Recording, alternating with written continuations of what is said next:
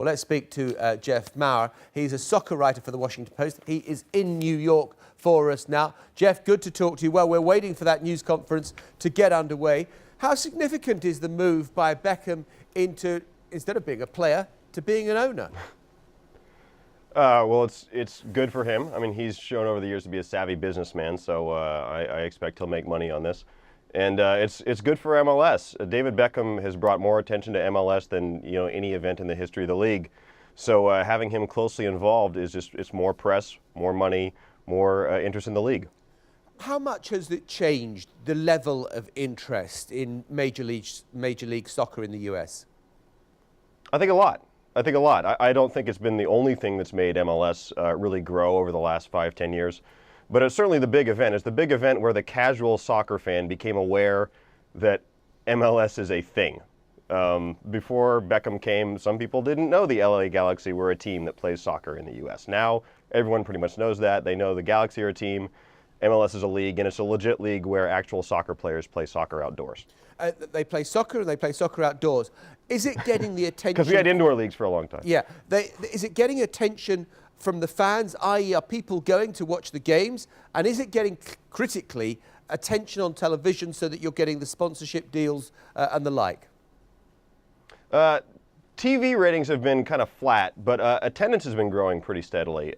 In Seattle this year, the Seattle Sounders outdrew the baseball team, which is a big deal. It's hard to imagine that happening 10 years ago.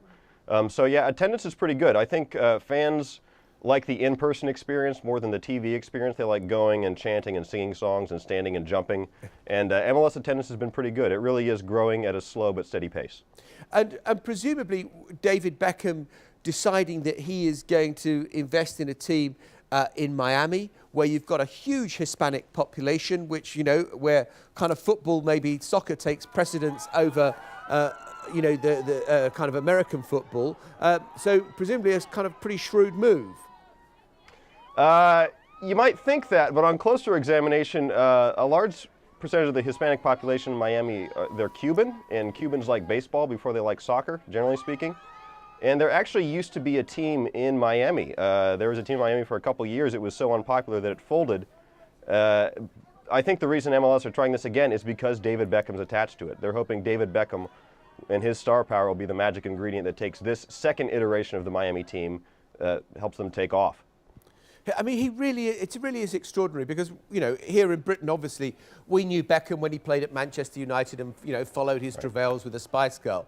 And you'd have thought that he wouldn't be that big a deal when he went to America. And there he was immediately, his first day there on Good Morning America, and sort of, already given the superstar treatment. I think somebody that good looking is a superstar on any continent. I think that's what we've learned. Surely it must be more than that. There must be more than just No. Really? Oh, Jeff. He's a good soccer player. He's got an amazing right foot. But, Brad Davis has an amazing left foot, and nobody in America knows who he is. So. Yeah, but it's also a bit of backstory that he has leveraged what skills he has pretty effectively. Well, let's put it like that. Yeah. Yeah, sure. Oh, yeah. And he's a savvy businessman. Absolutely. So just kind of, for people who are not in America and not watching soccer, football there very closely, just kind of how big a deal is it on the weekend when people are sitting down in their armchair and they've put the TV on? How much attention does soccer get? Oh, it's not a mainstream thing. It's still a little bit of a cult activity. But the big difference from when I was a kid, I'm 33. When I was a kid, there was no professional soccer. There was no such thing in America, and also we didn't know about the Premier League or the Bundesliga or anything like that. Soccer is now a thing people know. Americans know the World Cup is coming up this year. If you mention Manchester United, people know who that is.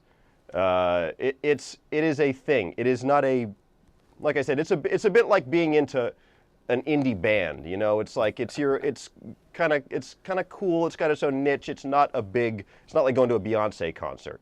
It's not that mainstream.